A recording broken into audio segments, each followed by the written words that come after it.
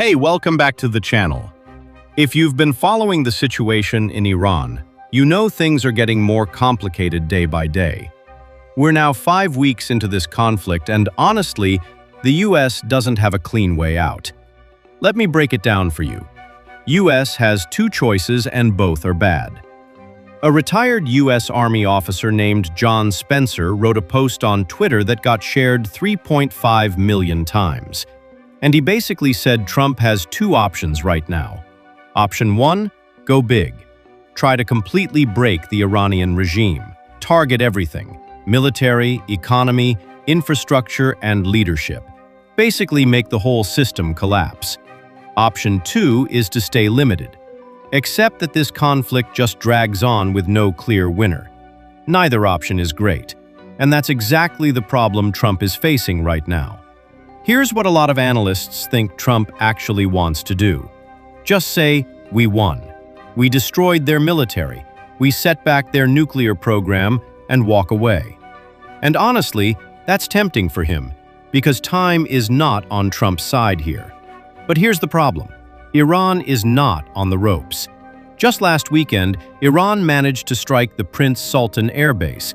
They also hit a U.S. early warning aircraft, one of America's most valuable strategic assets on a heavily defended base. That is not the behavior of a country that's been defeated. Now, what about taking Kharg Island? Trump told the Financial Times that the U.S. could very easily seize Kharg Island. That's where Iran exports most of its oil. But is it actually that simple? Not really. Yes, the island is important. Yes, Iran would be scared to attack it directly because they'd risk blowing up their own oil infrastructure, which would take decades to rebuild.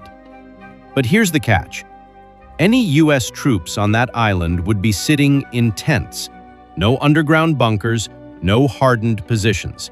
They'd be completely exposed to Iranian missile attacks. And then there's the Strait of Hormuz, the critical shipping lane. To really control that, you'd need to invade and hold a large chunk of Iranian territory. One of the islands there, Keshem Island, is 135 kilometers long with 120,000 civilians living on it. That gets messy very fast. Boots on the ground. The numbers don't add up. Reports say around 3,500 U.S. troops have already arrived in the region. There's talk of sending another 10,000. Even if you add it all up, you're looking at maybe 20,000 troops. Iran has over 1 million forces under arms, and they've had 35 years to prepare for exactly this kind of invasion. Only 12% of Americans support sending ground troops, so politically, this would be a disaster for Trump. The Wall Street Journal is now reporting that Trump is considering a special forces mission inside Iran to physically seize or destroy around 1,000 pounds of enriched uranium. Iran reportedly has around 400 kilograms of uranium enriched to 60%. That's way above civilian nuclear power levels, but still below weapons grade. And it's roughly the weight of a normal car, small enough to be moved and hidden. Could special forces pull this off? Possibly. These teams train for exactly this kind of thing. They wouldn't even need to bring it out. They just need to destroy it. But the risk is huge. If even one soldier gets captured, it becomes an international PR disaster overnight. Trump says negotiations are going extremely well, but Iran says there are no negotiations happening. And here's the reality. Trump's so-called peace plan looked like a surrender document to Iran.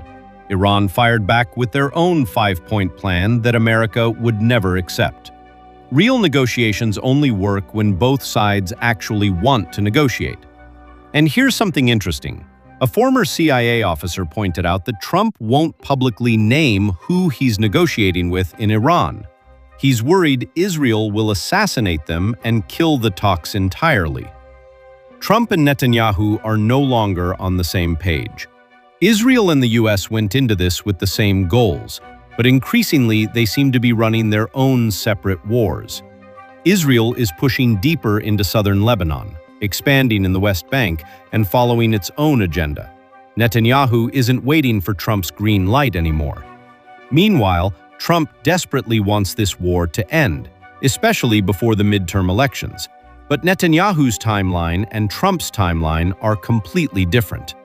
Here's what's really worrying experts right now. The global rulebook is falling apart.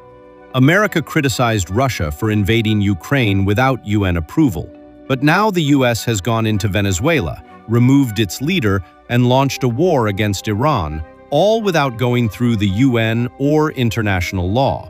We're moving toward a world where only the biggest, most powerful countries make the rules.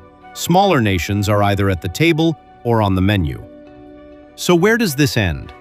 Here's the hard truth. You can bomb a country, you can destroy its military, but you cannot bomb away an ideology. Even if the US sets back Iran's nuclear program by months or years, Iran still has the knowledge, the scientists, and the motivation to start again. The only real long-term solution is diplomacy, negotiation. Right now, Trump is swinging a big stick, but he hasn't figured out what happens the day after. And that's the real trap he's walked into. If you found this useful, hit subscribe and drop a comment below. What do you think Trump's next move is going to be? I'll see you in the next episode.